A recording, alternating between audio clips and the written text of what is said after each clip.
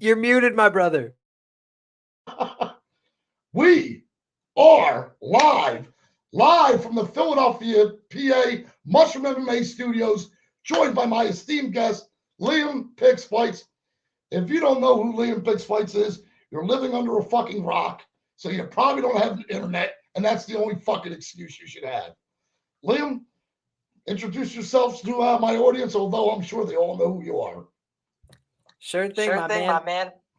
My name's Liam. I pick fights each and every every week on YouTube, and you can find me everywhere at Liam Picks Fights. Thanks for having me, brother. I appreciate you coming on. Real quick, I just want to go over my chat and we'll get this thing started. I appreciate your time. Yeah, I love pay-per-views myself. My man Dad's always out there. Parlays for pot. So this is a real true friend of mine, a kid I grew up with, known the kid for like 40 years of my life, literally lives right down the street from me. He's about 8 houses down. So that's awesome. Thanks. I appreciate you, my friend. Brown Belt Dave. Yeah, man. Thank you, man. Appreciate it. Yeah, there's some tricky stuff, but you got a sharp guy like Liam. I'm here to help you, so we're gonna take good care of you. He is fucking legendary. So yeah, I heard that there's echoes going on, but I'm gonna try to maintain my voice and try to get it going. Liam, you're my guest. So the way I have the order, first fight of the night is Shara Magomedov versus Bruno Silva. If you'd like, you can take it away. Sure thing, man. I'll be brief here because I haven't taken any bets on this fight. I feel like with Shara, he looks like a fun fighter, good style on the feet, goes out there, willing to scrap it out, can throw punches and kicks pretty effectively. But I don't know how to evaluate the level of competition that he's fighting. The fact that he's doing some special rules bouts, you'll notice a discrepancy between his Instagram wins record and then what you see on Tapology, for example. So I think that he's a guy that I'm not really sure how his ground game is going to translate at this level. Bruno Silva, one thing that stood out to me about his interviews this week, I don't always take them into account, but he was talking about the fact that the whole point of his camp was not focusing on the things the media talks about, the 20 knockouts and the 10 knockouts and who's going to come through in this spot. And he just said, my goal this camp is to win by any means necessary, whatever that takes. And I took a totally different approach to this camp. That's what he said. And so when I thought about that, I was like, what could that mean? He's normally a striker, and this guy hasn't really been tested in the wrestling. He's got a Brazilian Jiu-Jitsu black belt and Bruno Silva on the other side. Pretty battle-tested guy at the UFC level. Maybe he tries to cage push him. Maybe he tries to take him down.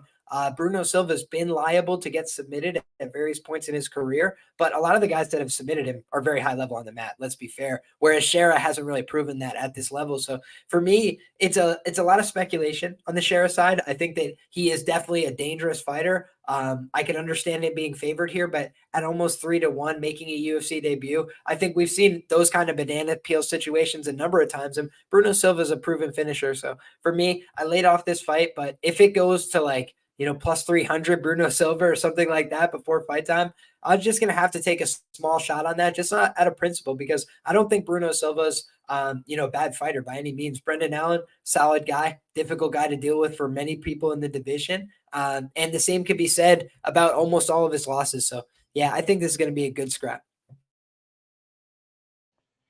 Yeah, I agree. I like it. Yeah, I know they like to start off the beginning of the night with a bang, to get you really interested in it.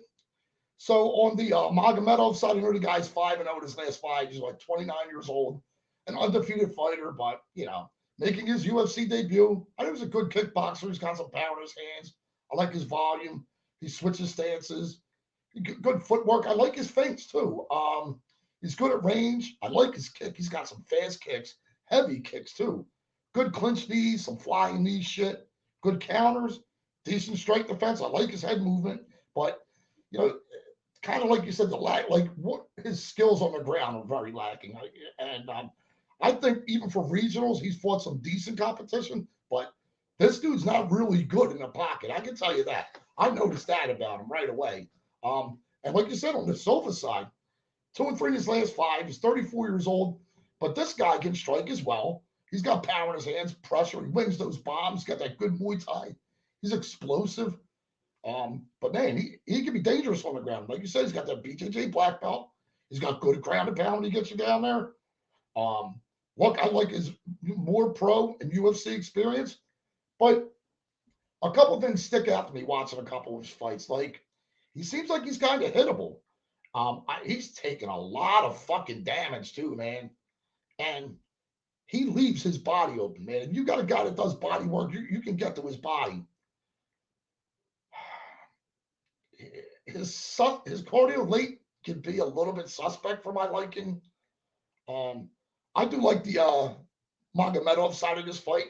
I actually think he finishes him. I actually think he knocks Bruno Silva out. Again, I don't have any money on this fight. That's just my opinion. That's what I think happens.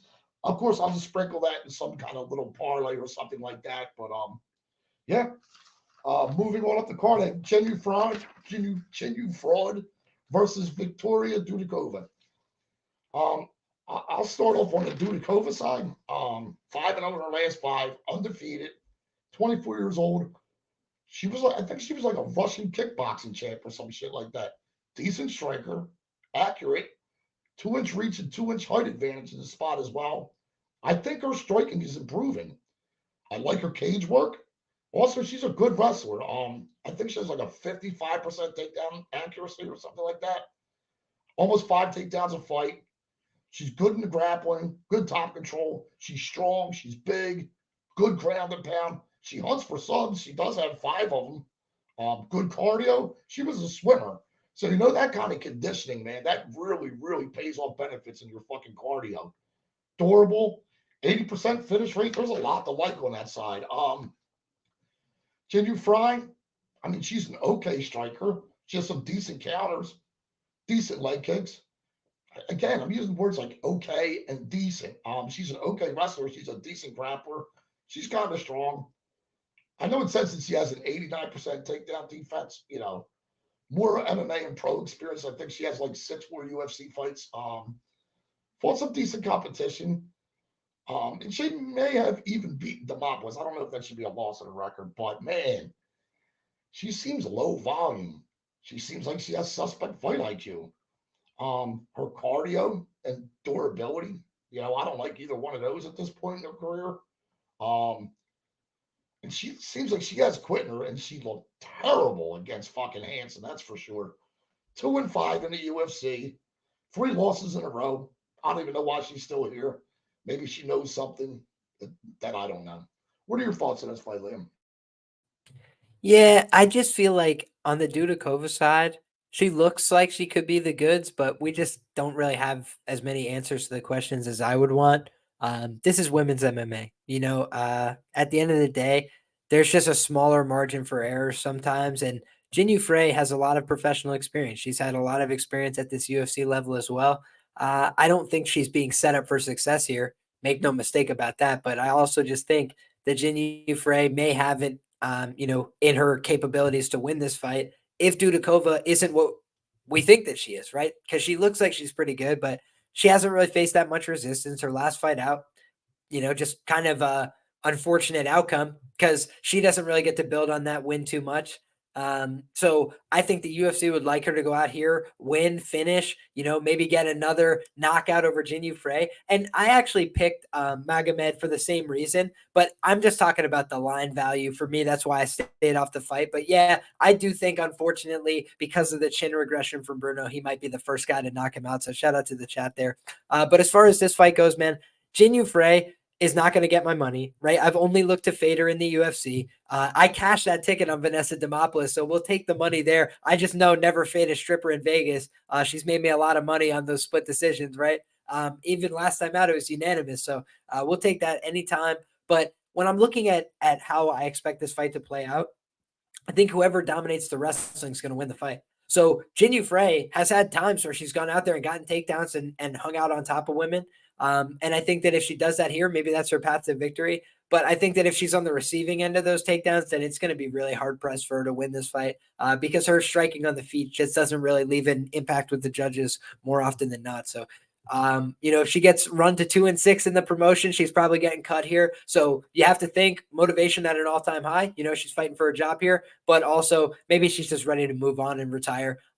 She used to fight at 105 pounds. Now she's fighting 115. I noted in my research this week, she started Dudikova at 135 in her amateur run and has come all the way down to 115. So you'd have to think she's a more sizable fighter here, not just in terms of height and reach, but also in terms of musculature, despite Ginny Frey being jacked. Yeah, I agree. And I just the thing for me is it just seems like her durability's fucking definitely been fading. Yeah, I worry. And it was And it never was never good. good. Yeah, and I worry that she's got quitting her, and how can you back that? I think she could look for the door at some point if things don't go her way. So I do like Dudikova in this spot, by inside the distance by finish, but again, not putting any kind of money on this fight. Don't have any official bets on it. If anything, like I said, I'll just go into a sprinkle, some kind of parlay later on. All right, I got a bunch of people in the chat. Probably everybody that's in your chat as well. All these sharp motherfuckers. I don't have a big chat, but everybody out here is one sharp motherfucker. I can tell you that. All right, Liam. Next fight we got Nathaniel Wood versus Muhammad Naimov. Kick it off if you'd like, please. Absolutely, man. And I'm happy to talk about this one because I think this is a really interesting matchup. First thing I always ask myself, and a lot of people approach it differently. I don't ever criticize. However, you make money in this game, I salute you. But one thing I always think about is why did the UFC put this together? Because I think that's just a good starting point. It's not always going to be what happens, but it's where I like to start. Why are we here? And I went back and did some research, and Muhammad Naimov, after his win, he got a $50,000 performance bonus. Right, last time out, he's up a weight class. He's on short notice. The UFC makes the call, "Hey man, can you come in?" And by the way, when you lose on Contender Series, that's what they often tell you. Is like, this is the way you get back in. This is your ticket. Is if we call you, say yes when we need you. And they said it when it was Jamie Malarkey, who's got some wins in the UFC, who had some momentum. And they say, "Hey, come in, 155 pounds, and compete with this guy."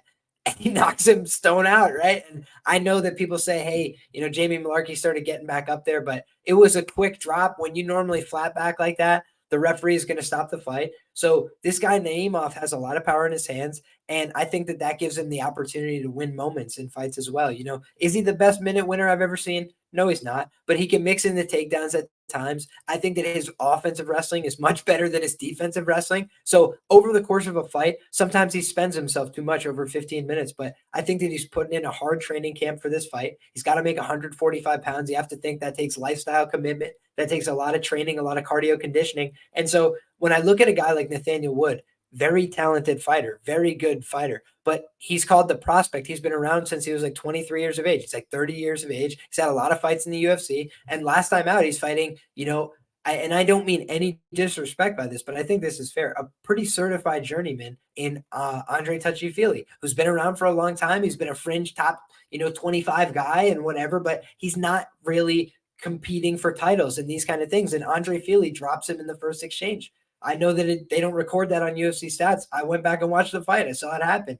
That fight was less than 3 months ago, my man. So we're talking about a pretty quick turnaround. He was getting prepared to grapple Aljamain Sterling, pulls out of that because he gets offered this fight. And, when I watched that video of Dana White giving Muhammad Naimov his bonus, Muhammad Naimov says to him, "I want to fight in Abu Dhabi. I want to get back out there. I want to get on that card. Put me at featherweight. These guys don't want to deal with me at featherweight." And he says, "I'm going to do it. I'll try and find a way to get you on that card." Here we are. So I think that Muhammad Naimov wanted this opportunity. I think that he is believing in himself. I think he's preparing as much as he possibly can. This is a fact. Naimov is one of Corey Sandhagen's main training partners. So for me, I think that Wood, again, I take nothing away from his skills. Context is everything in MMA. Who do I think they want to win? Naimov. Who do I think the crowd's going to pop for? Naimov. Who do I think has more power? Naimov. Who do I think has a little bit more susceptible at chin? Nathaniel Wood. So if this is a grappling fight, I'm screwed, in the sense that that's just not the fight I'm envisioning here. Nathaniel Wood in most of his fights is happy to go out there, stand and bang for the most part. Even when he gets takedowns a lot of times, he'll just let the guy back up, happy to go out there and strike, show off his, prowess on the feet. I think if he does that here for too long, Naimov can catch him, can test the chin, and if he doesn't finish him, I think he could create moments that make the fight dicey. So for me, of all the live underdogs, this is one that I'm definitely taking a look at as a standout to me because again, people are laying minus 340, minus 350 against the Muhammad in the desert. I mean, you guys have more confidence than me, brother. So everybody, best of luck. Maybe I'm dead wrong here, but I'm actually picking Naimov to win this fight outright. I think it's a bad matchup for Nathaniel Wood. Unless he proactively grapples, I haven't seen enough of that from him recently. So we haven't seen him submit anybody since he was at 135 pounds. And again, what was I talking about with Dudakova and Frey? Dudakova is the big minus 600 favorite, but she's coming down from 135 to 115, and Frey's coming up from 105 to 115, right? In this fight, Naimov's coming down from 155, where he just recorded a knockout over a fringe top 25 guy, and now he's at 145 against a fringe top 15 guy. So again, Nathaniel Wood, nothing wrong with his 3-fight win streak, but it's over some older guys, a little bit, maybe past their sell-by date as contenders. And this guy, Naimov, looked terrible against Colin Anglin. It's a federal crime that he lost that fight. I agree with everybody that says that. But then he goes out there and beats Malarkey. So, I'm not going to believe in yesterday. I'm going to believe in today. I think Naimov's getting better. I think that he has some talent. I think the UFC would love to get behind him because when you got a stadium full of people watching you on television at 4 a.m. cheering you on, that's unique. That's something to celebrate. That's something to market. And I think that Naimov is getting set up here with an opportunity. So for me, give me Naimov outright. Yeah, I mean, that's a great breakdown of the fight. I love it. I'm on the other side, unfortunately, on this fight. I'll just give you my opinion why. I mean, Nathaniel Wood 4-1 his last 5. He's looking good at 145. He's looking good. He's not getting the subs and all that stuff like he used to get. I still like his side though. I like his striking. I think he's got decent hands. They're fast, technical. Can throw combos. Does some body work. I always love a guy that does fucking body work. Love that shit. He can put on a little bit of pressure. I like his leg kicks. I like how he keeps his guard high, keeps his chin tucked down. Man, if he could just go back to the fucking wrestling, go back and go back to getting subs and shit like that, I'd be more confident. But like you said, Naimov could win moments. But I'm thinking, hopefully, if he gets back to his ground game, because that would screw your bet, like you said, and it wouldn't screw my bet. I think if he gets back to his ground game, I think he's got more pro and UFC experience. Not like he's fought the best competition, but he's fighting UFC guys. You know what I'm saying? For Christ's sake. I think, in my opinion, this is a step down here for Nathaniel Wood. Look, I know he's not the best at range. I know he gets dropped. I know he gets wobbled. He recovers well, in my opinion. Finished in 4 or 5 losses. That's a little fucking scary. On the other side of the fight, Naimov, 4-1 in his last 5, 29 years old. I like his striking as well, and he does have fucking power. His hands, they're fast. He's decent at range. He's got good counters. I like his clinched knees. He's going to be bigger here. He's got okay takedown defense as well. Guy's fucking durable. So there's a lot to like on this side. Now, these things might be important. So these things might actually favor your side of it.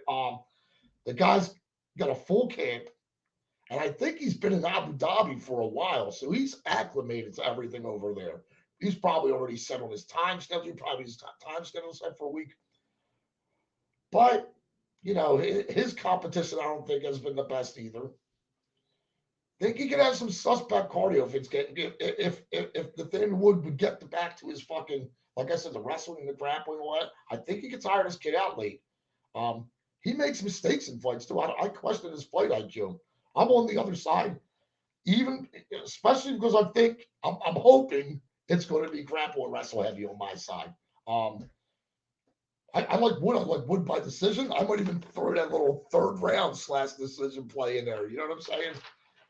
Not really getting my money. Maybe I'll get something on that fight, but nothing as of yet. See who got my chat. Any action Effie? There you go. Yeah, a bunch, like I said, bunch of fucking shark dudes out here. Appreciate everybody that stops by. If you haven't already, smash the like, hit the subscribe. I appreciate it very much. So yeah, Mike Breeden against Anshul Jubilee. Is this you or me? Great. You're gonna test my pothead memory. You can start us off, Liam. Go ahead. I think it I was think it you, was but you, but I will I get us will get us started if you started want. if you want. Okay. Yeah. Good. All right. All right. Well, when I'm Well, when looking I'm at this looking at fight, this fight, I I see a guy see a in guy in Anshul Anshul Jubilee Jubilee who who is is the first the ever first ever Indian Road Indian to Road to UFC UFC winner. winner. And I And also I see a also see a guy guy on the other on the side other side who is going who to is going to be, be, you know, a very a very popular popular underdog this underdog week. this week. The The things that give things me that give me concern. concern. Number Number one, one, we we see. see. I'm hearing I'm a little hearing a little feedback, feedback. Mushroom. Sorry about that, buddy. But when I'm looking at the Breeden side, on Tapology, he's not a very popular pick. On MMA Twitter, he seems to be a very popular pick. So I'm having a trouble gauging where the public is at on this fight, honestly. So I'm going to wait and see a little bit as we get closer to fight time. Especially because public money doesn't really start to come in normally until the weigh-ins happen, until they start to see face-offs with the fighters, things like that. So when I'm looking at this matchup on paper, Jubilee is a prospect, right? But he's not a developed fighter yet. He's still got a lot of work to do, in my opinion. Just look at the Jekasaragi fight and how he's dealing with low kicks. I'm not saying that he can't win this fight. I think the UFC looked at their roster and said, who's the lowest level guy that was knocked out within the last 3 months that we could run back out there and see if we could and get the win. And can you guys hear me now? I hope that you could hear me all right. But in any case, folks, when I'm looking at this matchup, I think that Mike Breeden has a path to win. He could throw low kicks. He could look for takedowns in this fight, and Jubilee, I'm not sure, would have much to offer on his back. But I do think that his durability is a big question mark. I'm surprised the commissions are letting him turn around this quick after getting stopped in the first round. I'm glad you can hear me easy. Thank you for that feedback, brother. And when I'm looking at the Jubilee side, he is definitely the more marketable guy. He is a guy that has, opened at minus 900, and now they're, all the way down to like minus 300. So this line has moved significantly, but I don't know what to make of it. Honest. When I'm looking at a guy like Breeden, what he brings to the table is tenacity. He almost won that Natan Levy fight just on grit and determination. And, again, being able to work back up to his feet when taken down. So if Jubilee's getting takedowns, but this guy keeps working back up to his feet, that could break him. This guy hasn't really faced that much adversity. When he did face adversity on the road to UFC, he looked like he was in danger of breaking. But I liked how he responded there after his coach, let him know what time it was. But still, he's a guy that is going to fight close in some of his fights. We've seen that even as recently as 2 or 3 fights ago. So if that's going to be the case, I do think that the money line's a little bit bullish. But overall, Mike Breeden being set up to fail here, just not being given advantageous circumstances by the UFC. And I felt like they just put a gun to his head after the last fight and said, like, hey, you want to keep fighting here? No problem, buddy. Get on the plane to UAE right now. And we got another prospect for you to fight. So I think they're trying to stack the deck against him. But I do think that Mike Breeden has proven in the past he'll go out there and fight hard for your money. He's not the most durable guy. You give him a super athlete, it's going to go sideways quickly. But when you give him a reasonable challenge, he can go out there and really fight. So I bet Breeden round 2 and round 3 against McKinney. It looked pretty square in hindsight, but I might end up doing it again here. If the numbers got like 10 times wider against the worst level of competition, now let's find out again. Because we can only find out one more time. Mushroom, it'll be cut. Yeah, I agree. I think he'll be cut. Yeah, on the Breeden side, 34 years old. I mean, he's a striker, I guess. A decent striker. He's got some power in his hands. I like his combos. He does body work. Again, I love guys that do body work. Comes forward, good kicks. I like his leg kicks. His cardio, he'll be there late. That's what I like about that. He'll be there late. So, like you said, if things don't go all as correct for Jubilee, what's he going to look like, and what's he going to be like? Um, he doesn't have the best takedown defense, but again, like you said, I do like his get up game. But man, Breeden is fucking hittable. He doesn't deal with body shots well. Knocked out fucking 3 times, I think, 3 times, I think. Wasn't it just a couple months ago he got knocked out? And losing to Natan Levy, man, that's a fucking bad look. It's not the best look. Maybe it's not a bad look, but it's not the best look. That's for sure. On the Jubilee side, 5-0 in his last 5, decent striker. He does have some power in his hands. He can put a little pace and pressure. Decent 1-2. I like his leg kicks. He's a decent grappler, I guess. Decent wrestler to get it down to some top control, a little bit of ground and pound. He can take your back. He also has a decent get-up game, and he's durable. But man, he's fucking hittable too. Like you said, does not fucking check fucking leg kicks at all. I think the later this fight gets and the more adversity he has to face, I think his gas is going to wear out. I don't like his level of competition. Where was he fighting most of his life? Over on the Indian MMA scene? What do we have? 2 of these guys so far that have made it to the UFC? Look, I know the UFC has agendas. I get that. But I like the fact that a guy like Breeden, if he can survive that storm and, wear this guy's power out a little bit and get it a little deeper, I think he has a shot here. I'm taking a poke on Breeden. I know it seems like he might be the Twitter mush of the fucking week, but I'm taking him on a money line. Let's see where it goes from there. Again, not an official bet, but just my pick and prediction. That's the way I think it's going to play out. Again, that will be in some sort of little parlay that I have. Yeah. Appreciate everybody that stopped by, man. Thank you very much. Yeah, that's for sure. Mm-hmm. Sam Watt, my man. What's up? Thanks for stopping. Yup. Yeah, exactly. It's always tempting. Yeah. Yep, that's right. Damn. Yeah. But yeah, look, moving on up the card, we got Abu Azaitar versus Sadiq Dumas. Cedricus Dumas. I'll start us off. On the Azaitar side, 4-1 in his last 5. The guy's like 37 years old at this point.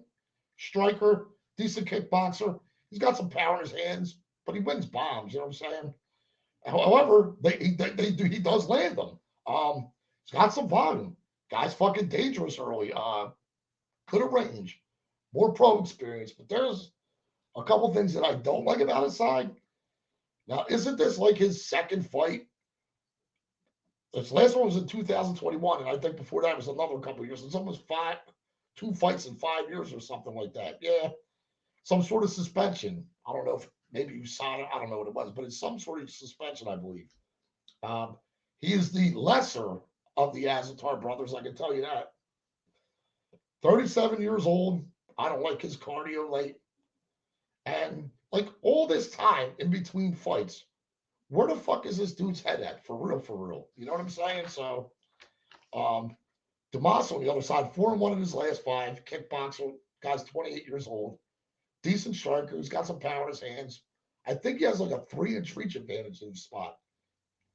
He's got some accurate strikes as well. He's athletic. I like his, he's good at range. I like his leg kicks. He's got a good body kick. Tall, long, improving, I think, every fight. He's got some good wrestling. I think he has like almost a 50% takedown accuracy. Good top control. He's position over submission. And if you take him down, he's got a good get-up game. But this guy can win minutes on the ground as well. And he does have a 75% finish rate. But God, is he fucking hittable, man. And I think this is probably his first time fighting overseas as well. Maybe that has something to do with it. He got rocked and subbed by fucking Josh Fremd, right? As a big favorite, this guy fucking shit the fucking bed. All that being said, I'm on the Dumas side of this fight. I think he finished this guy. I think he finishes him late. Give me Dumas by finish. Give me Dumas round 2 or round 3 as well. What are your thoughts, Liam? Man, when I first started looking at this, I was thinking about the fact that,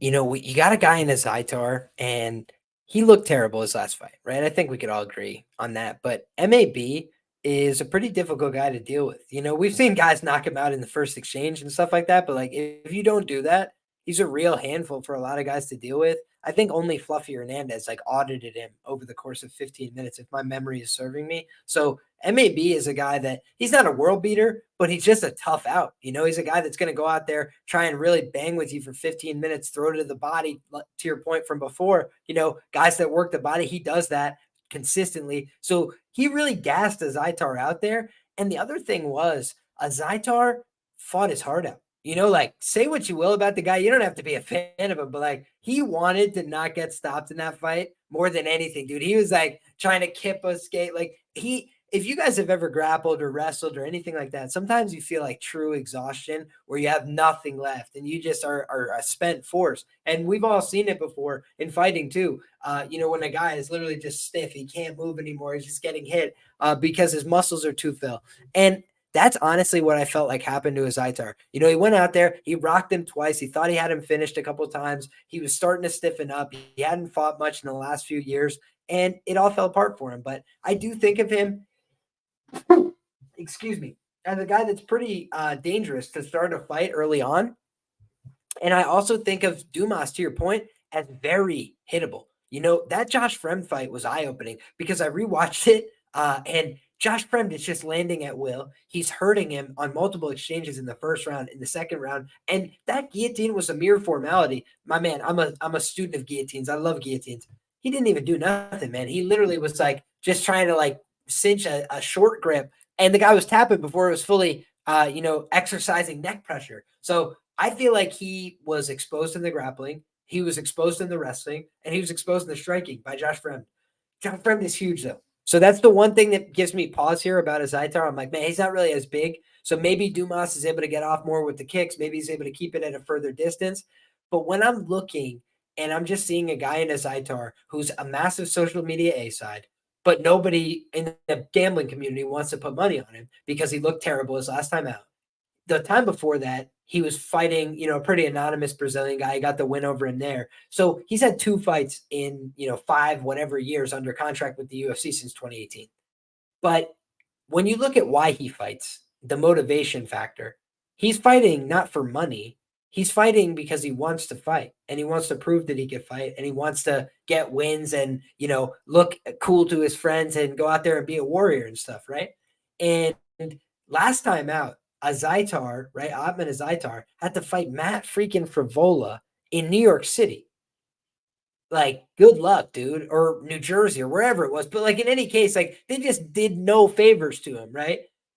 Now his brother, Captain Morocco, is fighting in Abu Dhabi, right? And one thing, again, I look into every narrative. I'm a psychopath. And so people can, love it or hate it or whatever. But I'm just saying, like, I try and go one extra layer deep. And like the UFC just inked a 5-year deal with Abu Dhabi to bring more events, right, for 5 more years, but not just an extension of their current deal with the pay-per-views and whatever, to expand the deal and add Middle East and North Africa events in Egypt, in all these other places, like trying to incorporate more areas in the region. They're trying to develop Middle Eastern MMA. They have UAE Warriors on Fight Pass and all this stuff, right? So they're clearly investing in this product long term. And Captain Morocco with 2.4 million Instagram followers, nobody wants to bet on this guy, I feel like, because he looked terrible his last fight. But when I think about how the UFC match made this fight, they probably sat down with this guy and they were like, listen, man, we're not going to sign somebody new for you to fight, but we got this guy on roster who only has beaten Cody Brundage, and that was via wrestling, right? And Cody Brundage kind of just gave up in that fight. With all due respect, he just didn't seem like he wanted to be there after he started to get out wrestled a little bit, kind of broke the ego. And I think of Dumas as having a big, awkward body type. So maybe he could out wrestle Zaitar too. But if he doesn't do that, I think he's going to be in a very competitive fight early. And who has the better grappling here? I don't know. But I feel like as Aitar showed in that Miranda fight that he's not a complete incompetent in the grappling. Against MAB, he tried to work his way back up to the feet. MAB wanted to wrestle, and he had so much more cardio in round 3. Is Dumas a cardio machine that's going to push it into round 3? I don't know. He looked like he was having, a cardio failure in the second round against Josh Fremd. So I think that Azaitar is capable of winning this fight. I think he's capable of winning it by knockout. I think he's capable of winning it by decision. If it goes to the distance, do you not think he has enough money to rig this on the cards? I mean, I bet he does. So those are the things that concern me here. But I do think on the Duma side, how does he win this fight? Wear this guy down. Don't get hit by him clean in the early going. Either land your kicks or just grab a hold of him, try and push him into the fence, wear him down, because he is a guy who spring loads with big punches and he can throw leg kicks as well. He's not an incompetent. And the guy who got absolutely mauled by Khamzat Chimaev, I blank on his name literally every time. He's a pretty forgettable gentleman. I don't mean that in a disparaging way. And I'm sure I could pull up the record here. I got it. Jack Marshman. Yeah, Jack Marshman, man. Not an elite fighter, right? But a guy that has a pretty good shin historically, normally willing to go out there and take some shots. And Azaitar, granted, this was back in 2014, right? It's a lifetime ago, but he dropped him easily, just knocked him dead with a big punch in the first round. So he has been out there with real competition. It's just been a while. But who has more money to invest in their camp, Dumas or this guy? Dumas is like chilling, getting the 10K, like looking for a $50,000 bonus and all this stuff. Azaitar, again, could be doing anything else with his life, but I just feel like right now he probably zoned in for the last year, and I feel like he's probably like, I am embarrassed by the last fight. I do not want the last memory of me in the UFC being me getting smashed by Marc-Andre Barriot. So I think I got to go back out there with this Dumas guy and see if I could replicate Josh Frem punching him in the head a bunch of times. So that's what I'm looking at here. I think that both of these guys live to get finished, all the anthropomorphic advantages here clearly with Duma. So I'm not trying to reinvent the wheel, but I just think that there's a narrative case to be made on the Azaitar side. So for me, that's what I'm looking at here as a potential Azaitar play, but nothing for me on the fight yet. Yeah, right. I have, no money invested in that fight as well. Pretty much my three official picks are pretty much the three last fights of the night, but everything else in between, like I said, I got a DEGEN parlay that includes a couple of these other fights we're going to talk about, and we can move on up the card. I got Javid Basharat versus Victor Henry. You can start us off, Liam. I'd love to, my man. When you look back and evaluate your bets, one of my favorite bets that I've ever made, one unit, Victor Henry plus 425 against Raoni Barcelos. They told me I was crazy, and it was not a close fight. He whooped his ass. So when you look at Victor Henry, I feel like people kind of make category judgments about fighters. Chad and Hellinger was fighting Muin Gafrov on the Contender Series. This is a very brief tangent, but everybody looked at him and said, man, he's got a terrible record. And Muin Gafrov's got this shinier record, and, he's got this cool name, so he's going to whoop his ass, right? And the line just kept moving towards Gafrov. But then you watch Chad and Hellinger's interviews and you hear, no, he changed camps after he started off with a horrible run in his MMA career, and he's put together a 5-fight win streak, and he beat Brady Highstand, the recent Ultimate Fighter winner. He's done these things that have proven he's a really tough guy, and he's somebody worthy of serious consideration. And by the way, signed to the UFC, he's gotten multiple wins in the UFC. Chad and Hellinger, Canada, stand up. But when you look at back to this fight, right? Victor Henry comes into the UFC, and odds makers and the general public have no idea what to make of this guy. Why do I say that? He opens up against Raoni Barcelos.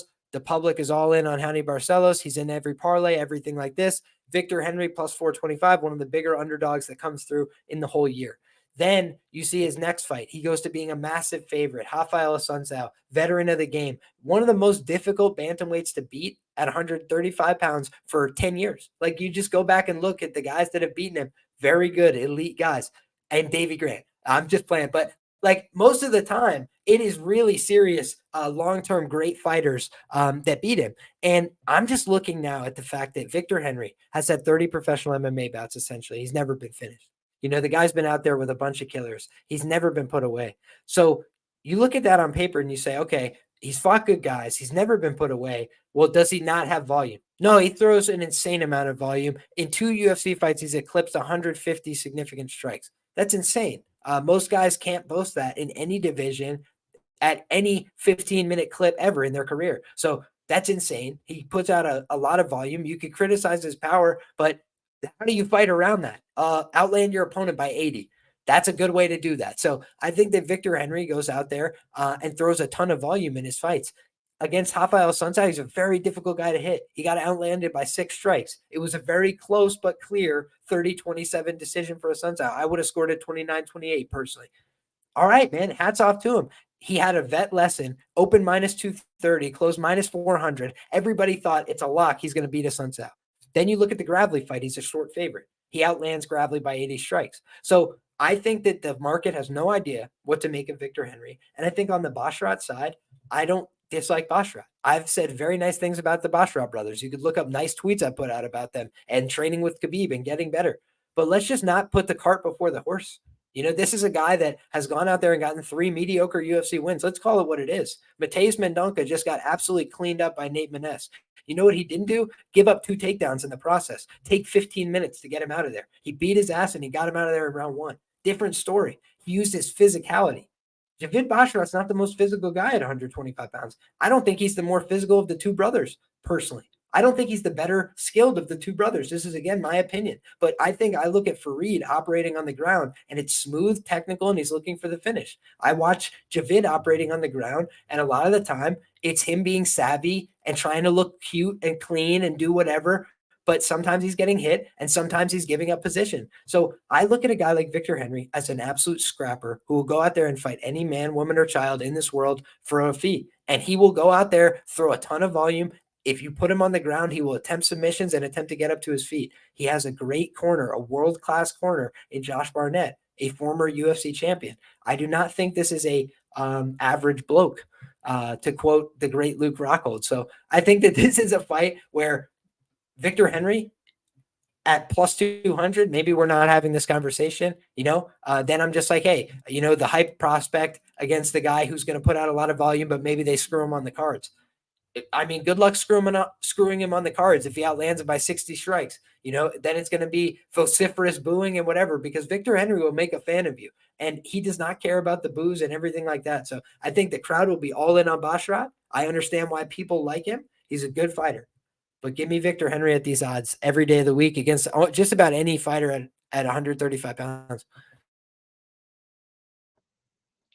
Absolutely love the call. Another underdog I'm going to be chasing on this card. I mean, and pretty much, you did a great breakdown. Again, I don't think the books know what to do with Victor Henry. And I'm glad we're getting him at this big fucking number. I'm going to fucking take that shit. I mean, Basharat used to be a finisher. I think he had like 10 finishes or something on the fucking regionals or whatever. But that shit doesn't fucking transfer here. And Basharat starts fucking slow too, man, in my opinion. His hands are low at times. He's fucking hittable. Listen, man, you're going to have a fucking guy that's just throwing the fuck at you. Like you said, they're going to be hard pressed if Victor Henry just puts the fucking volume on. And Victor Henry has fucking dog in him. You know what I'm saying? I like him in this spot. Like, I know he's 36 years old, and I guess people say he is what he is at this point. But what the fuck is he? Because even the books, even us cappers are having a fucking hard time to figure this fucking guy out. But I think he's enough. I think he's going to do it here. Maybe I don't fade Basharat in the future, but I think this is the spot. I think they're matchable against a kid who's got real fucking dog in him. Again, won't go away. I love it. I love his durability. I love a lot about that side. Volume, pace, pressure, comes forward, good in the pocket, good strike defense of his own, decent takedown defense, got a good get-up game if you take him down. I like a lot on that side. I got Victor Henry by decision. I don't know if he puts the kid out, but maybe I will sprinkle that 3rd round decision type play. But fuck, I'm taking him on the money line right there. I'll get into the methods at some point later, but I'm definitely taking on the money line. I love the call. Glad to hear you're on that side as well, Liam. Love it.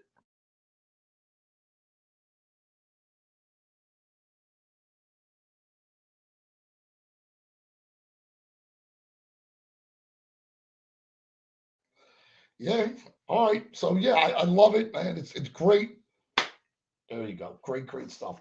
Yeah, Yeah, so the next fight is Muhammad Yahya against Trevor Peak. You're up, I think. Yeah, you're up. Sure thing, my man. No bets for me on this one. When I look at it on paper, I see a guy in Trevor Peak who is very fun, great style, goes out there, swangs and bangs. Like, if you're a fan, a spectator of the sport, how do you not love Trevor Peak? But gambling is a different story, right? It's not just about who you like. It's about probabilities. And guys that have skills, make it so if a fight goes to this phase, that phase, the other, they can, handle themselves. If they've got really good durability, that checks a box, all these things that you want to cap into a fight, right? And I think that Trevor Peak has the heart. He's got the grit. He's got the chin. He's got the durability. Does he have the skills? That's the thing where it's like the book's open in plus 330, and I think that they're just looking at skills, and they've got a guy who's a little bit more seasoned as a kickboxer, a little bit more professional experience.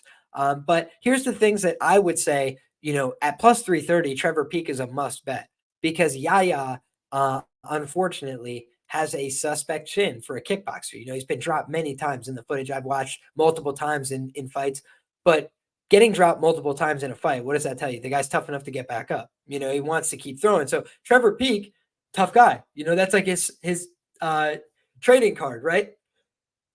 Same thing can be said for his opponent. So, like, I think he's more durable, right? I think, again, if it came down to just a pure battle of grit, I think that, yeah, I'd favor Trevor Peak there.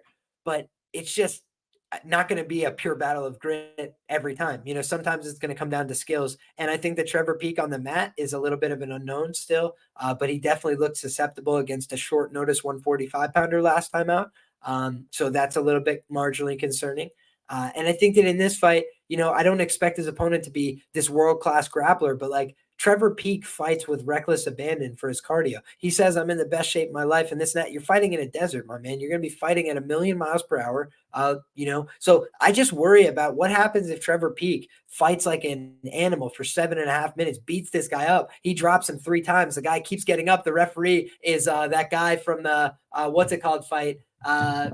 The Easy Dos Santos fight with Benoit Saint Denis, right? They bring back in Kisliev or whatever the hell his name is, and they just find a way to get this guy to the over 7.5 minute mark, and then Peak starts to slow down a little bit and becomes more human, because that's where I think this fight could get dicey for the Trevor Peak side. I know why people like him. He's awesome.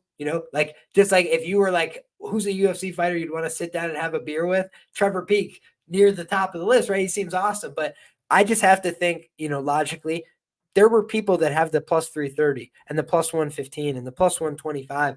What am I going to do? I'm going to bet the minus 165 like a jackass right now. Like, that's how I would feel personally. But again, I'm all about the number. So I like to get the best of it. I like to seek that out. I can't do that on this fight. So it's impossible for me to bet the Peak side. And I also think if there was any shenanigans, it would favor Yaya. So when I want to check every box, to get involved, especially if it's chalk. And I don't think I could check every box here with Peak. So I think Peak, good fighter. If you wanted to say, Liam, I'm making Peak minus 115 and then Yaya minus 105. Okay. But just for all the intangibles and the other things that where the odds started, I'm going to have to favor Yaya here in terms of just like my perception for if I was to bet on the fight right now, I'd have to bet Yaya or pass the fight. That's a great point. And my guy Marcin on there, Jak się masz, pine, dobrze, dobrze. So I can speak a little bit of Polish. I live in a Polish neighborhood, grew up here my whole life, and yeah, absolutely. Yeah, see, this guy's an Irish kid, and he can speak Polish too, growing up in his neighborhood. See what I'm saying? That's awesome. Yeah, man, with this fight, God, man, just what could or what the fuck couldn't fucking happen? There's so much here. On the Yaya side, though, I mean, he's an okay striker. He does have some power in his hands. He's obviously going to be. You don't have to be real technical, and you're going to be way more technical than fucking Trevor Peak. Now he's been fighting in the UAE, I think, too. He's got decent cardio, but man, I don't think he's great at anything. I don't like his takedown defense, and he's fucking hittable, man. He gets knocked down, gets fucking wobbled and shit. His level of competition, his peaks ain't great either, but I don't trust Yaha's durability. On the peak side, though, like, what the fuck's he going to do? What if it goes past a certain point? And then, like you said, what if this guy just keeps getting back up from those punches? But I'm not counting on that. I'm counting on Pete catching this guy at some point. You know, I'm not going to put a lot of money on it, but I will say that it is definitely one leg of my DEGEN parlay is Pete by KO. Look, man, he comes forward. He fucking switches stances, swinging fucking bombs, throwing a lot of them. He's got a good uppercut. He's gritty and close. His fucking durability is crazy. I like his leg kicks too. Athletic, man, strong. Doesn't let you off the hook. Man, me and my son watched this shit, all right? And we got the guy by knockout, and we had the guy just by finish. Why did these motherfuckers let them off the hook? I don't understand. Maybe they don't want to get countered. I guess maybe that's part of the strategy. But God, you can see when people are on there fucking doing the chicken dance. You gotta just and I think Trevor Pete can do that. And he will go for the fucking kill. That's why I like his side. Good. I get he's hittable. He's green. He's not fucking technical any fucking where. And of course, a suspect level competition as well. But give me Peak by KO, and Peak by KO is one leg of my DEGEN parlay I have at the end of the show. Moving on up the card, Tim Elliott versus Muhammad Mokaev. I'll start here. I think I pasted it to you twice already. Yeah, Tim Elliott, 4-1 in his last 5. BJJ guy, 36 years old, striker. He's got that awkward style. He can bring a pace, pressure. I like his wrestling. I think it's like 3.5 takedowns a fight, something like that. I like his grappling. He's decent in scrambles. And if you try to take him down, he's got pretty decent, takedown defense and a good get-up game. Seems to me like he does well when he's stepping down. And a lot of his losses aren't too shabby. But God, he does make mistakes on the ground. And his fucking sub defense is very fucking suspect, in my opinion. Mokaev, 5-0 in his last 5, 23 years old. I mean, he's an okay, decent striker in that category. He's got some accurate strikes. He does have 4-inch reach advantage in this spot. Good knees. He's a good wrestler. He has like a 50, gets him at like a 50-something% clip. So I like that. 7 takedowns a fight, but that means guys are getting up on him. He's a good grappler. He's pretty good in scrambles. He does get opportunistic subs. He'll give you just enough room for you to fucking put your neck or something in a bad fucking position. He can get late subs as well. So I think he burns his arms out trying to go, and he can still get them late. Like his cardio, like his durability. I couldn't believe it didn't fucking tap. I don't know how the fuck he didn't fucking tap. Crazy. But is he coming back too soon? Because I'm pretty sure he had to get like reconstructive knee surgery. I'm sure the guy wants to fight. He's a fighter. Just seems to me, I'm on his side. I'm taking the guy. But at 23 years old, I think he could have took a little more time off. But I'm on Mokaev. I like Mokaev by sub in this spot. I mean, Elliott's fucking sub defense is terrible. And his fucking meals. You see these meals he's putting on fucking Twitter? Let me tell you something, Tim Elliott. I will fucking challenge you to a fucking meal contest any day. You can put 50 of your fucking meals on my plate, and I'll fucking take it the fuck down. Tighten the fuck up, Tim. Tighten the fuck up. That's all I have to say. Thank you. What are your thoughts, Liam? I absolutely love it, my man. And I agree with you on this fight. I think Tim Elliott's a fine fighter, but I just think that Muhammad Mokaev is a better fighter than Tim Elliott.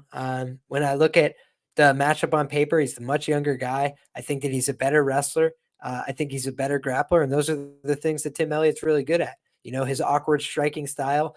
tends to work kind of like a Frankie Edgar, I feel like, not to compare the two skill for skill, but I just mean when Frankie Edgar's striking and his wrestling are working together, it's a thing of beauty, right? He's taking the guy down, he's landing clean shots, he's beating him up. But when one of them stops working, it's like everything starts to fall apart a little bit. And I think that's kind of the case for Tim as well. I think unless he could bail himself out with the clinch opportunities and things like that, I think he's going to really struggle to pace himself and find the rhythm in this fight. I think Victor Altamirano, was somebody I considered betting against him, right? That kind of shows where I'm at with Tim. I just really don't believe in the Tim Elliott experiment at this weight class at this point. After all this time, I think eventually the bill's going to come due.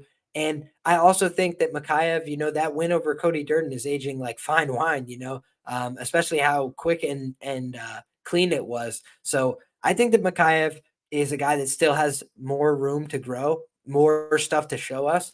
But I think we also don't give enough respect to a Malcolm Gordon and a Jafel Filo. They're good grapplers, and the UFC's been like putting him out there with good grapplers over and over to see, is he really legit? And I think that he is. So I think that he's been passing the test so far. He's on a 33 fight win streak. If you include pro and amateur, 9 fights in a row as a professional. So basically, until proven otherwise, I think Makayev is the guy.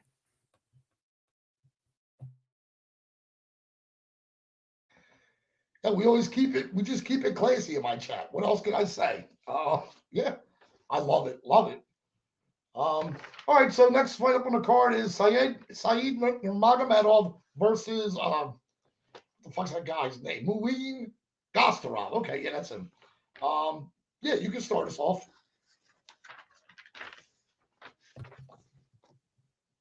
Sure thing, my man.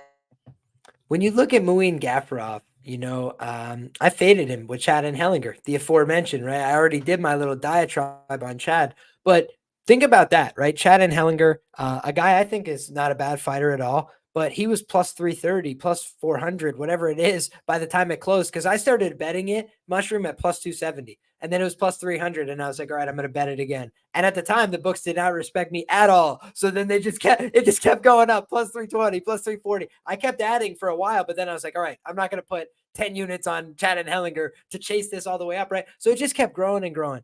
And now you look at Muin Gafurov and he goes out there short notice, right? Him and his buddy, Naimov, both of them on short notice. They get the call. Hey, can you be on this card? And they both lost on Contender Series, right? So now you look and he goes out there against a pace monster in Castaneda, a guy that wants to go out there and push a hard 15 minutes. He gets dropped in round 1, responds to some adversity, gets the win back in round 2, and then drops round 3. It's like, all right, on short notice, not so bad. Honestly, what stunned me is I looked at the stat line, Mushroom, and you see he goes from attempting about 100 strikes against Chad and Hellinger to attempting double that, 200 strikes against his last opponent. So I think that when you look at a guy like this, Muin Gafurov, he's getting a little bit better over time. He hasn't had a favorable record in decisions, but, against Chad and Hellinger, it's in Vegas, right? Last time out, I don't believe he had the favorable setup.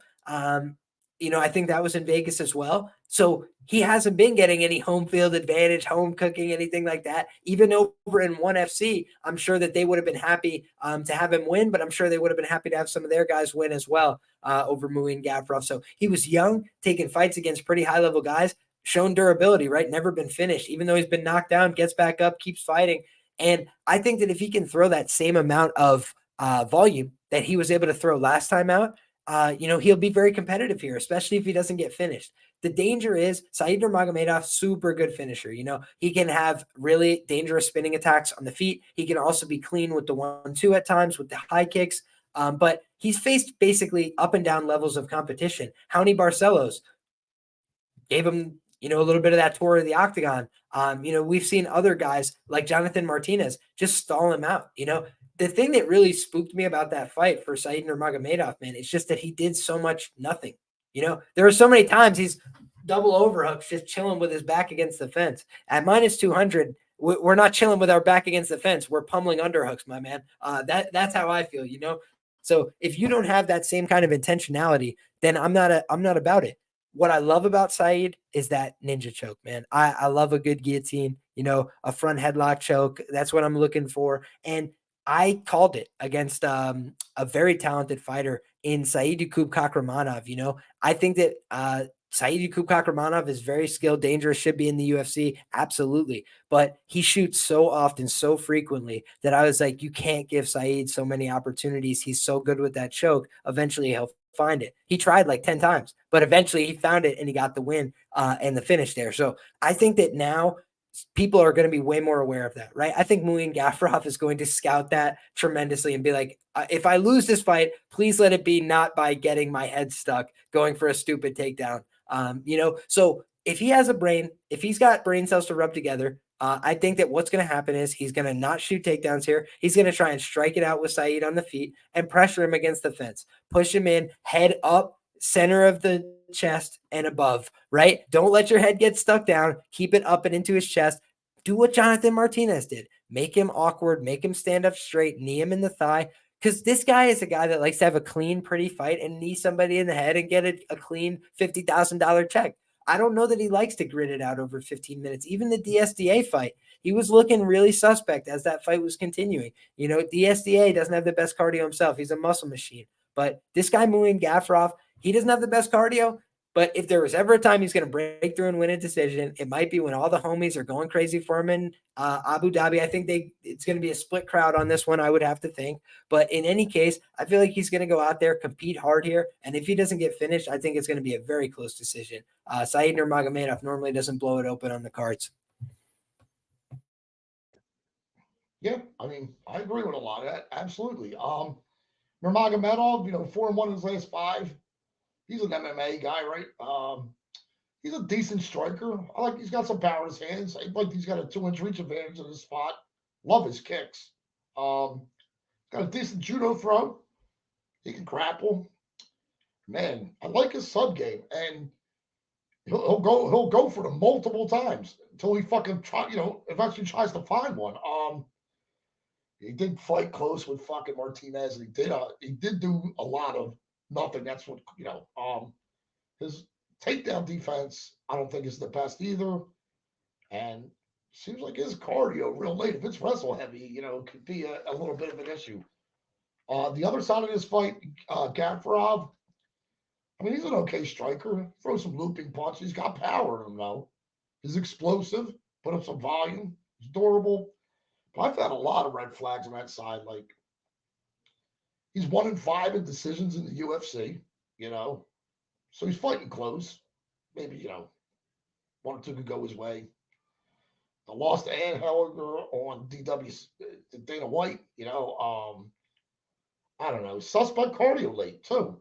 And he does leave his neck in bad spots when he's shooting. So hopefully he will tighten that up a little bit, but I'm not counting on that. I'm on the other side of this fight. I like Nurmagomedov in this spot, and I do have him. Nurmagomedov, baby, by sub. I think that's another leg of my fucking DEGEN parlay, as a matter of fact. So, yeah, we'll go with that for now. Glad to see we don't agree on everything. I'd like to hear it. I like to hear both sides of it. So it's good for everybody. Next fight up, Ikram Aliskerov versus Warley Alves. Liam, you're up, buddy. Sure thing, my man. I would go with Nurmagomedov by sub or with Gafurov by decision as that contrarian play. So absolutely love that, man. I think that's a great shot. My favorite ninja choke in the business today. So good stuff there with Said Nurmagomedov. But in this one, man, I am not thinking that there's a live underdog. I wish everybody the best of luck if they're on the other side. But for me, I'm just looking at this as Ikram Aliskerov is a hammer, and I think he's a hammer in search of a nail. I think they were trying to get Imavov out there. They realized, hey, let's get out Warley Alves. Let's try and get this guy a highlight reel.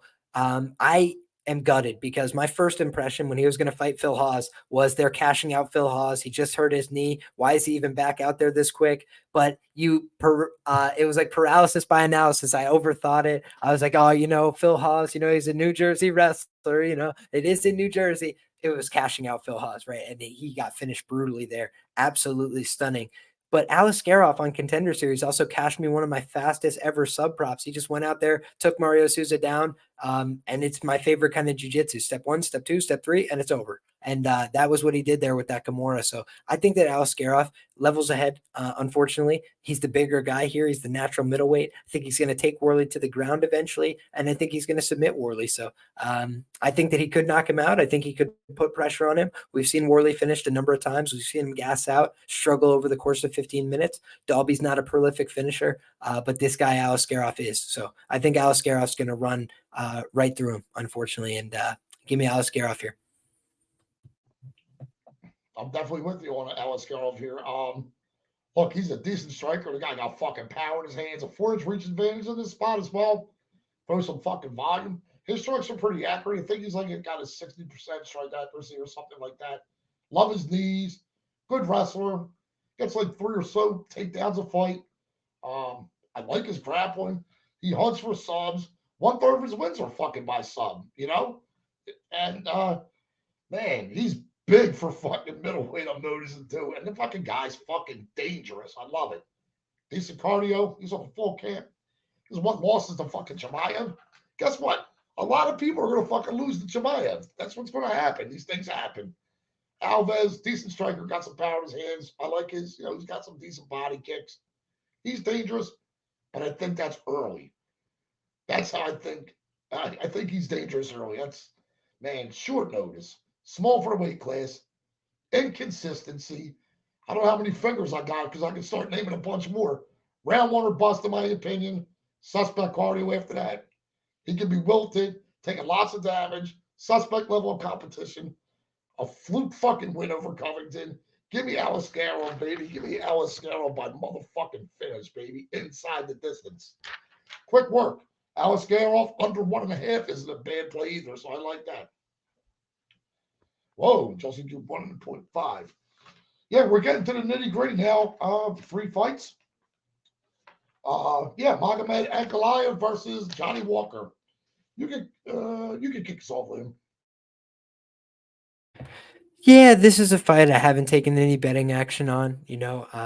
I think of Johnny Walker as a guy that he's definitely made some improvements at SBJ Ireland, but I still have questions about his chin. I think he's always struggled in terms of durability. A lot of times he's avoiding the fight or trying to grapple, and I'm not sure he's going to have success in either of those here, but he does have a big, awkward body, so I think those are some of the things that he could try and leverage here to make it a tough fight for Ankalaev. Paul Craig was able to submit him way back in the day, so when you're looking for possible paths to victory and things like that, Johnny Walker's been working on that ground game, but overall, he just seems like the less skilled fighter. Ankalaev's a dangerous guy. Seems like he's being set up for success. A home fight for him in some regards as well. Coming off of that disappointing title fight, I think that's a possible letdown spot, unfortunately, for Ankalaev because he is coming off that big motivation fight. Now it's a lot smaller. It's a featured bout. You're not in that main role anymore. But also, there was a big uproar in the community when he didn't win that fight. I thought he did win that fight. On the scorecards, I had a bet on Jan Blachowicz. And when it went to a draw, I was glad to get my money back. I thought that it should have been a draw on the night of, but then I rewatched it and I was like, okay, you were watching through green colored glasses, my man. That was a Ankalaev win. I thought he did the better work in the first round, but Ankalaev's a guy that's been leaving it a lot more within the margins. He said, I'm going to make it more entertaining. I'm going to make it a more explosive style. That could be for better or for worse, because admittedly, the reason he's played it more conservative is he's been getting touched on the chin a little bit. And, he's had a couple of vulnerabilities. Yeah, I think Thiago Santos was able to touch his chin and a couple other guys. I think even, what's his name? Nikita Krylov might have won a round on the feet, if my memory serves. So there's been moments of suspicion for the Ankalaev side. But I do think he's just overall the better fighter. So should he be favored? Yes. But it's a question of margin. So I think there's any betting value at like 70+%, 75+% on a guy at light heavyweight, who might not take it to the ground like he didn't in the first 2 rounds of his last fight and might just swing it out on the feet where it's a lot more volatile. I'm not sure about that because Johnny Walker's huge. Say anything else you will about him. The guy's massive. He might run into a punch. We've seen that from him before, but he also could run somebody onto a punch because he's huge. And guys have to come in and close the distance to get to him. So I think that's probably what's going to happen. I think he probably gets finished over the course of this fight at some point. But I don't know exactly what to make of this one because it just has volatility written all over it. Light heavyweight normally does. Absolutely. Yeah, I'm on the Magomed side myself. I like his striking. He's got power in his hands, power in his fucking kicks too, and fucking head kicks are fucking vicious. I know he's not as aggressive as he used to be, but maybe this will change things. Just man, when Johnny Walker gets knocked the fuck out, dude, it's like his fucking brain separates from his fucking body for a few seconds or something, man. So look, Ankalaev, 10 KOs on his record, man. He's more tactical in this spot. Love his kicks, like I said. Like his cage work. He can wrestle, he can. If he doesn't like how it's going on the feet, I guess he can. If he does, he's got good top control when he's down there. He's strong. Position over submission because he's not really a sub guy anyway. But man, he's had a little bit of a layoff. And he hasn't been aggressive, like I said, like he used to be. Seems to get wobbled in some fights too. He hasn't been finishing people lately. And like you said, doesn't use his wrestling again, unless he doesn't like what he sees on the feet. On the other side of this fight, you got Johnny Walker, 3-2 in his last five. Decent striker, power in his fucking hands. Guy has 60 knockouts on his fucking record. With a 7-inch reach advantage in the spot. So yeah, Ankalaev is gonna have to get the fuck in on him. But I think the kicks as well. I think Ankalaev could use his fucking kicks at fucking range. Maybe be as long as fucking Johnny Walker's punches. But Johnny Walker does have some fucking awkward strikes. Big, strong. He's got that decent fucking spinning back fist shit, man. Um, he can grapple, and that's improving. He's got decent take. He's got good hips. He really does. And another way to stop takedowns is this motherfucker's elbowing the fuck out of you while you're trying to get a fucking takedown if your head's low. But man, he's fucking hittable. Durability's fucking suspect. He's been knocked out 4 times now. Earlier bust, in my opinion. And like I said, his brain shuts the fuck down on these knockouts that he's been getting. I like Ankalaev in this spot. I like Ankalaev by knockout. That little check right there says that's an official pick for the Mushroom MMA channel.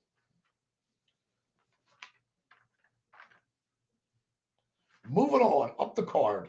Kazmat Chimaev versus Kamar Usman. What are your thoughts here, Liam? I like Chimaev, man. And, I would have liked Chimaev if this fight took place at 170 back in the day. I felt like Chimaev was the side there. I think he was going to be plus 200, plus 150, whatever it was. And I was excited about it. I thought it was the time to fade Usman. I had been fading him with Leon Edwards. I faded him with Colby Covington. I tried to take a couple shots at him at big plus money. Eventually it came through for me. Plus 290, plus 300. ITD plus 450 on the Leon Edwards side in that second bout between them. So big cash for me there. And when I looked at Kamaru Usman, he's taking this fight on short notice, so a little bit of hindrance there. He's moving up a weight class, so don't know how his cardio is going to react to that. I know everybody's assuming his cardio is going to be great. I don't know if people have ever competed before, because I'll tell you, it's a way different ball game carrying around 170 versus 185. 15 pounds more to carry around with you. And I'm sure that if he was cutting a ton of weight to 170, he's still got to cut weight to 185, especially if it's on short notice. So I feel like this is a fight where we might see Kamaru come in a little bit hindered here by some of those external factors. On top of that, I think his knees are always a problem. I don't think it's this week with the popping and the this and the that. I think they've been a problem since he got to the UFC. He's been giving interviews saying, I gave 70% in there since before he was a champion because of injuries that he had, because I'm not 100% before the fight. So that was back then when he was in the prime of his career, winning belts with a lot of momentum.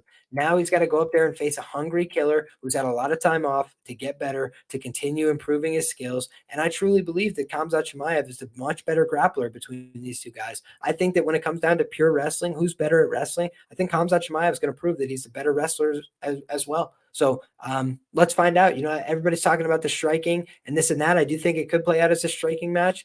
I think that would be more competitive, but I would still favor Khamzat Chimaev based on those intangibles, based on the size. But when I look at the potential for wrestling and grappling, I think Chimaev's going to pick him up, turn him sideways, slam him on his head. So give me Khamzat Chimaev. Yeah, Liam, I'm right there with you. I mean, how could I not be? I can start off on the Usman side. You look 36 years old. I mean, he's a decent striker, power in his hands. He can switch stances, decent strike defense, I guess. You know, decent takedown defense, if you want to say. He can wrestle, he can grapple, but man, I don't know, not like he used to. I'll just say it. I got my reasons why. I know he has more pro and UFC experience. He's fought some decent competition, but man, the fucking short notice. And what's this at now? What weight classes is that now? This fight. 185. Yeah, 185, right? And I think Chimaev's a much more natural 185er than fucking Usman is to begin with. Yeah. I mean, I think he's used to being the bigger guy in there. Fucking little bit of size bully shit going on. That's not going to be the fucking case here. That's for sure. I don't think he's got the best chin anymore. Seen him getting fucking wobbled. Seen him get knocked out. Um, Look, I noticed everybody knows his knees are fucking shot, but also he had this hand injury as well. Like, didn't he have a broken hand? Maybe even when he was it maybe the first Edwards fight? Either got it from that fight or maybe while he was fighting that fight, he had a broken hand before. Like crazy shit. He seems like he's declining. Now, Liam, you're a grappler, right? Let's just say your knees are healthy right now. Let's just say your knees were already compromised, right? Obviously, that's not going to help your grappling or anything like that. But what if you're adding another 10 or 15 pounds on top of those knees? How do you think that would affect your ability?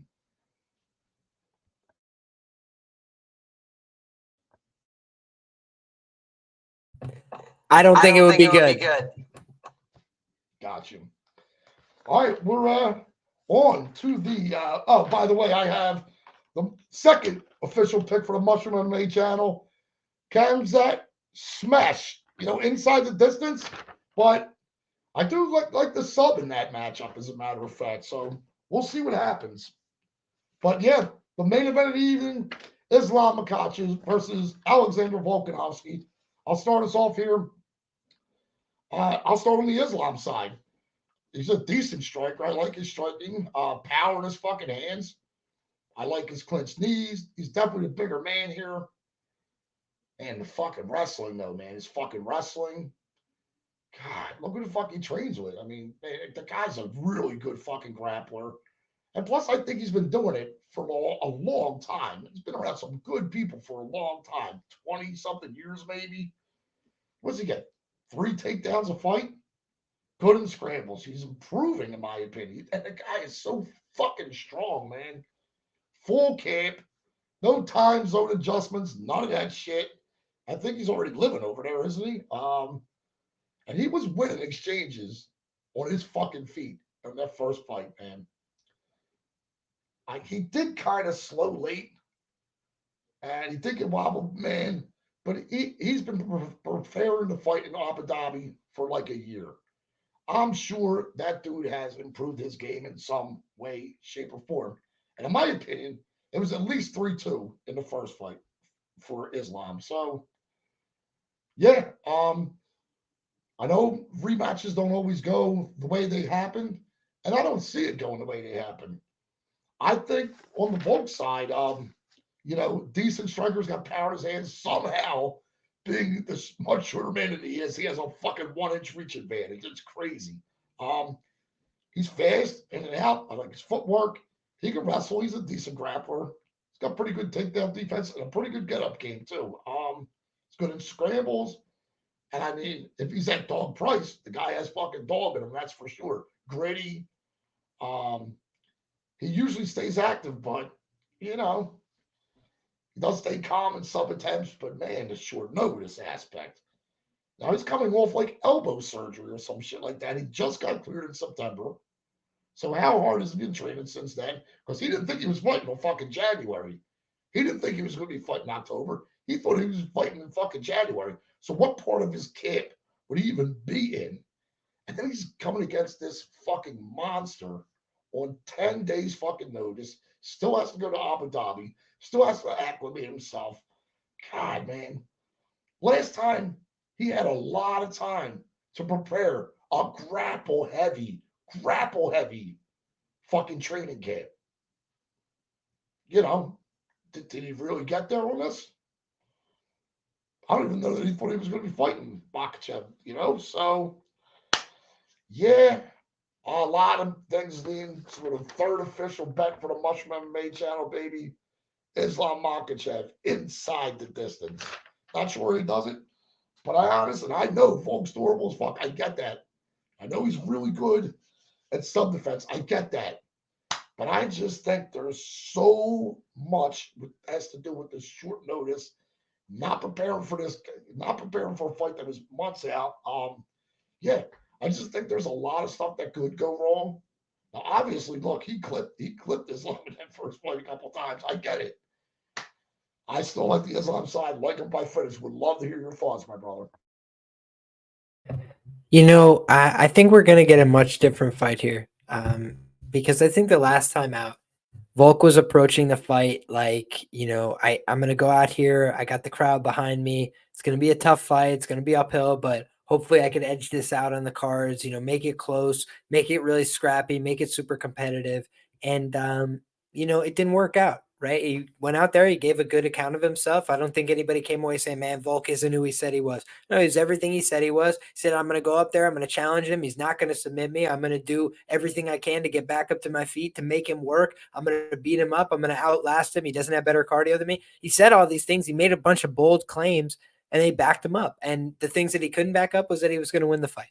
But he did everything else, right? Just about. He won the narrative of the fight. People came away more impressed by the guy. And I think that when you look at a guy like Islam Makhachev, I said from, several fights back, everything about him on the way up, he looks like a world champion. Everything about him looked very sensational, right? Good striking, good grappling, good wrestling, fought tough guys on the way up, can grapple with good guys, can strike with good guys. He's only been knocked out once. So a lot of really good positive things you could say about him. But here's the other thing. Um, what's his motivation like for this spot? I'm sure it's going to be high, right? He wants to get this win. He wants to prove to everybody last time wasn't a fluke. It wasn't close. I'm going to dominate him here. I'm going to win this one, by a wider margin. Maybe he's able to accomplish that, right? But I also think that on the Volkanovski side, why did he take this fight? I'm hearing a lot of people say it's about money. Maybe it is about money, but that's not how I see him. Volkanovski is a guy who's always been very clear about why he's in the sport for legacy, for building up to be the greatest fighter in the world, period, to be recognized as the best. And for a long time, he did that. At 145 pounds, very difficult weight class, a weight class where champions and legends have been made. Let's be very clear about that. And by the way, you look at the people he's beaten along the way, murderers row, all-time greats in the division, Max Holloway times three, Jose Aldo. You look at the fact that he was able to knock out Chad Money Mendez in a fight where he faced some adversity. The guy has a very clean run at featherweight, Korean Zombie as well. And on the other side, you look at a guy like Islam Makhachev. He didn't go back out there and take another fight, right? He's taken some time off, and he's metastasized on that win. And what did he think he was facing here? Charles Oliveira. A lot of confidence going into that one, right? You'd have to think because he had already dominated Charles. It was not close. It was not competitive. Is that going to get your spirits and juices flowing the same way as like, now I got to fight a pound for pound guy who just gave me a run for my life, who at the end, I was like, please stop, like if there was no referee to intervene there, maybe Volk just keeps beating him up. Right. So Islam was very thankful for the rules and regulations at the end there. Like, thanks, man. Let's get out of here and be friends again because Volk was still ready to party. Right. And I think that Volk is not a dumb fighter. Right? Like, what do we know about the guy? He's extremely intelligent. He comes up with great game plans. He comes from a very smart camp. And no, he didn't have the same time to put in preparation. But he's not been thinking about this loss. I'll tell you guys again, what does a competitor do when they lose a fight? They metastasize on it. They think about it. Man, I should have done this. I wish I could have it back. I would have done this different. I would have done this different. Now he gets a chance, but he's got to condense it. He's probably got to do it in 2 or 3 or 4 rounds. And what does that mean? It means that he has to replicate the success of Adriano Martins, not a world beater, not the best fighter of all time, a guy that went out there and touched this guy in the chin and proved he's a mortal man. And he could be dropped. He could be finished. He could be hurt. He could be knocked out. So he's a very good fighter. He's a very good striker, but Volk can hurt him. He can hit him with hands. He's got long reach. So I look at it and I say, Volk has to fight this fight different. If he wants to fight for points and keep it close and just survive to the decision, then I think he's going to lose the fight. And I think he's going to get outworked to a decision by Islam Makhachev, who can mix in the grappling and the takedowns. But if this becomes a fight where somebody's going to get finished, I think it's a 50-50 fight. I think it's a very close fight because both of these guys can hurt each other. Maybe you favor Islam minus 150 there because he's got more submission equity. I would understand that in a finish only type market. But when you look at Volkanovski, man, he can bang on the feet. He knocked out Chad Mendes by sitting in the pocket after he already got hurt and just standing there and punching back with him. His combinations were better. He had the better chin at the end of the day, and he put that man down. So I just think that Volkanovski has shown it time and time again. Yair Rodriguez, dangerous striker, dynamic. Everybody can acknowledge this guy is a threat. And he beat the tar out of him for the most part. When they clashed heads, who came out the better for it? This guy Volkanovski. He's got a pretty brick chin over the course of his career, and eventually that will give out. If he cuts back down to 145 against Ilia Topuria, things might go sideways. But I just think of this as a very contentious fight. I think somebody could get finished here. If Volk sells out in the first 3 rounds, then maybe Islam does get that Kimura late in the fight. But I'm telling you, man, I just look at Volkanovski and I say to myself, this is the consummate competitor that every time out, last time I looked like a jerk because I thought he was going to get finished. Last time I looked like a jerk because I thought he wasn't going to make it close. And he did all those things. And so now what am I going to do? Come back here again and say, no, I was right last time. I mean, maybe I'm just wrong about this guy and he's even better than we thought he was because he was great before. But now I'm looking at this guy just going, if you can keep it close with a guy like Islam, you're unbelievable. And now he's had 25 minutes to feel this guy, to change his strategy, to adapt, and to try and see what worked the best. Can I throw it at the beginning as hard as I can when I'm fresh and try and take this guy's head off? Because I think he's going to approach it a lot different. So for me, I want to at least give the champion the credit that I'm not going to lay chalk against him at this huge price. I think he's too good a fighter for me. And last time out, I thought the weight was going to be too much, the size, the intangibles, and it wasn't. So this time it's even harder, but I just can't go against him at chalk. I can't. So. Yeah, I mean, yeah, can't argue. Can't argue either way. I'm just really counting on just the short notice, coming off of surgery. Uh, not really how far could in a training camp could he be?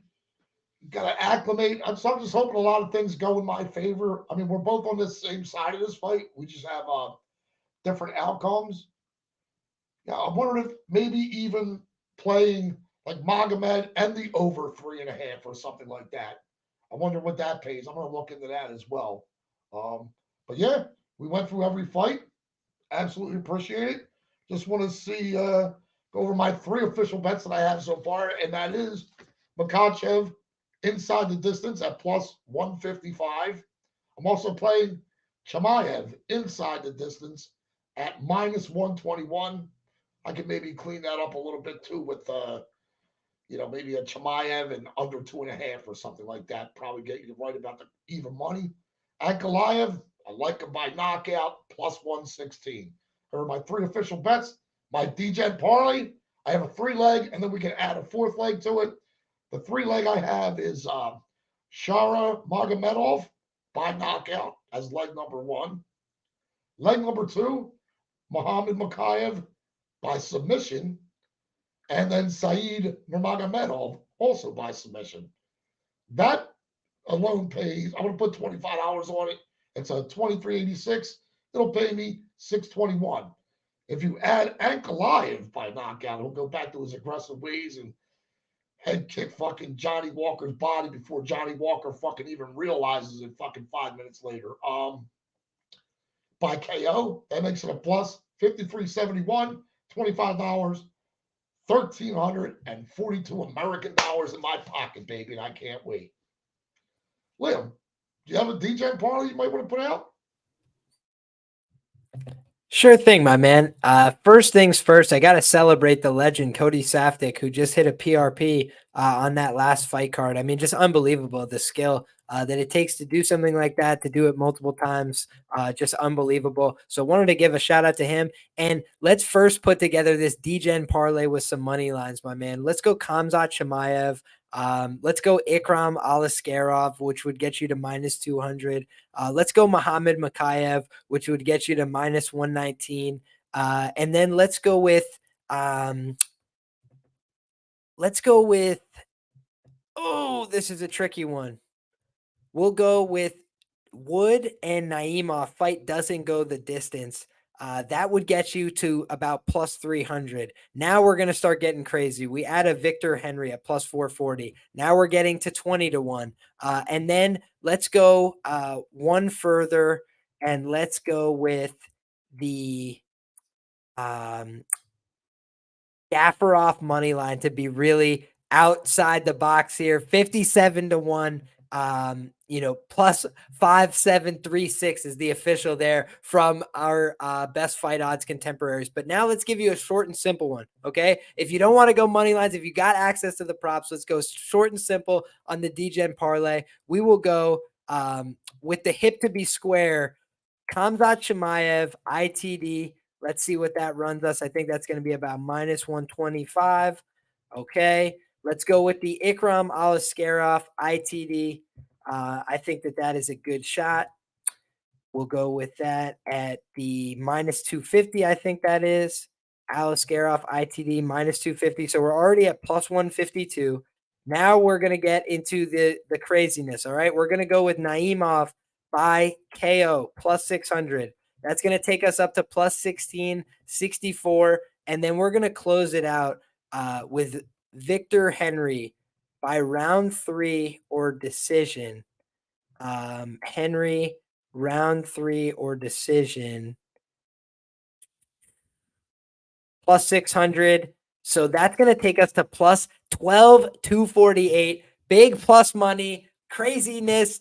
That's a DEGEN parlay for my guy Mushroom. Peace, love, and chicken grease in the chat. God bless. Let's get this money.